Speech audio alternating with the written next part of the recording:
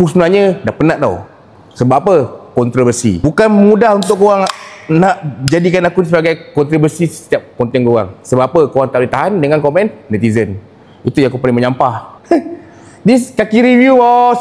Kaki review punya followers tak pernah mengecewakan. Kalau kena memang berentum, pum, syapale. Tapi bukan itu yang aku nak cerita. Yang aku nak cerita air ni. Siapa pernah minum air ni? Ya, aku dah minum banyak kali ni tau. Kalau aku berhenti kat pam minyak Shell ke apa ke, kalau aku jangan jauh lah, aku beli air ni Syapale. Dia punya sedap dia punya segarkan mata.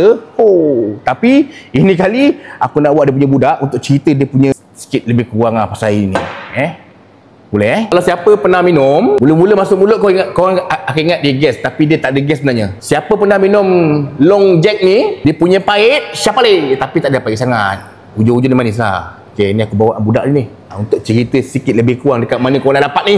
Dekat mana? Nak terima kecaman, kena berani adab. Berani.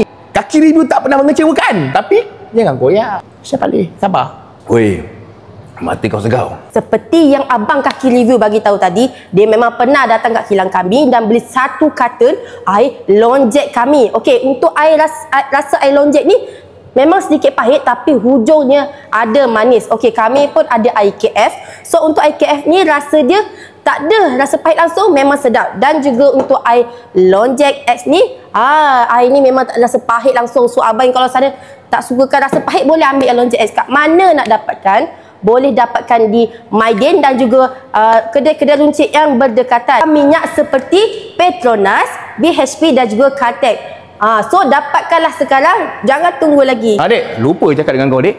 Kalau orang tu datang dia nak beli bundle, nak beli macam aku beli karton lah, nak dapat dekat kilang ke dekat kedai? Boleh dapatkan di TikTok shop kami di Orang Kampung HQ.